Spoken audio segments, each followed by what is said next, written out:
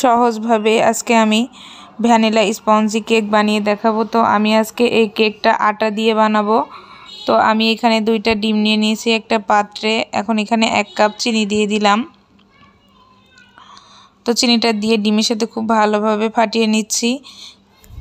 আর চিনিটা যতক্ষণ না গলে ডিমটা ততক্ষণই ফাটতে হবে। তো আমার চিনিটা খুব ভালোভাবে গলে গিয়েছে। এই তো আমার ডিম ফাটাটা একদম রেডি, তো দেখে বুঝতে পারছেন। এখন এখানে কিছু শুকনো উপকরণ নিয়েছি, এগুলো একটা চালনি দিয়ে চেলে নিব। তো এখানে 1 চামচ বেকিং পাউডার, কর্নফ্লাওয়ার নিয়েছি 1 চামচ, আর এখানে 1 কাপ আটা দিয়ে দিলাম। দিয়ে একটা চালনির সাহায্যে চেলে, একবারে দেওয়া যাবে না, তো আমি 3 বারে আটাটা দিব। তো প্রথমবার দিয়ে খুব ভালোভাবে মিশিয়ে নিচ্ছি। আবারও একইভাবে আমি আটাটা দিয়ে দিলাম, দিয়ে সব কিছু খুব ভালোভাবে মিশিয়ে নিলাম।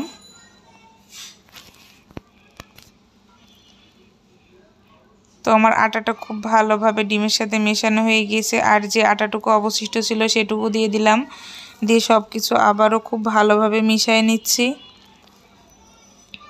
তো এই পর্যায়ে কাজটা একটু সময় নিয়ে করতে হবে, তা নাহলে ভিতরে লাম্পস থেকে যাবে। আর এখানে আমি দিয়ে দিলাম 1 চামচ গুঁড়ো দুধ। তো আপনারা এটা স্কিপ করতে পারেন। তো আমার কাছে মনে হয় গুঁড়ো দুধ দিলে কেকের টেস্টটা ভালো আসে। আর এখানে 1/2 কাপ দুধ নিয়ে নিলাম, আর 1/2 কাপ সয়াবিন তেল দিয়ে দিলাম। দিয়ে চুলায় একটু গরম করে নিলাম যাতে কেকটা ভালো ফোলে। তো আপনারা চাইলে এটা দিতে পারেন। আর এখানে 1 চামচ মতো ভ্যানিলা এসেন্স দিয়ে দিলাম, দিয়ে সব কিছু খুব ভালোভাবে নাড়াচাড়া করে নিলাম।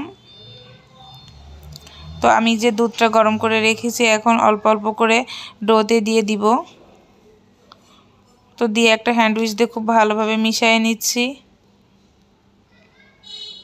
মেশানোর সময় একটু সময় নিয়ে মিশাতে হবে। তো আমার সব কিছু খুব ভালোভাবে মেশানো হয়ে গিয়েছে, দেখেই বুঝতে পারছেন ব্যাটারটা কেমন রাখতে হবে।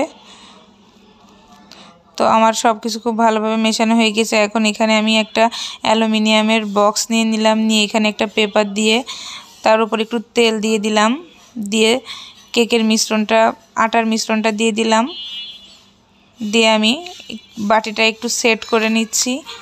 তো এখানে আমি কেকটা বেক করে নিব।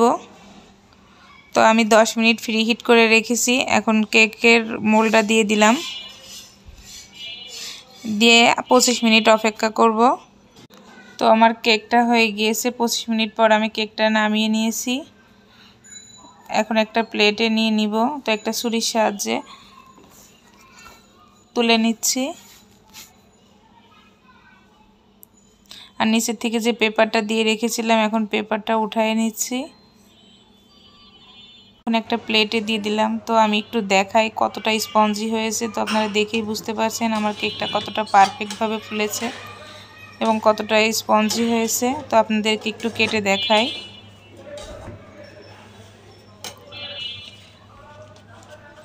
এই তো মাশাআল্লাহ আমার কেকটা অনেক বেশি সুন্দর হয়েছে এবং খেতে অনেক বেশি মজা ছিল। আপনারা চাইলে এভাবে বাসায় কেক বানিয়ে খেতে পারেন। আর আমার এই রেসিপি ফলো করে যদি কেক বানান তাহলে অবশ্যই কেকটা একদম পারফেক্টভাবে হবে।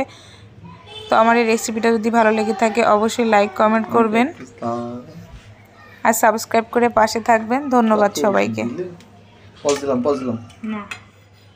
সহজভাবে আজকে আমি ভ্যানিলা স্পঞ্জি কেক বানিয়ে দেখাবো। তো আমি আজকে এই কেকটা আটা দিয়ে বানাবো। তো আমি এখানে 2টা ডিম নিয়ে নিয়েছি একটা পাত্রে। এখন এখানে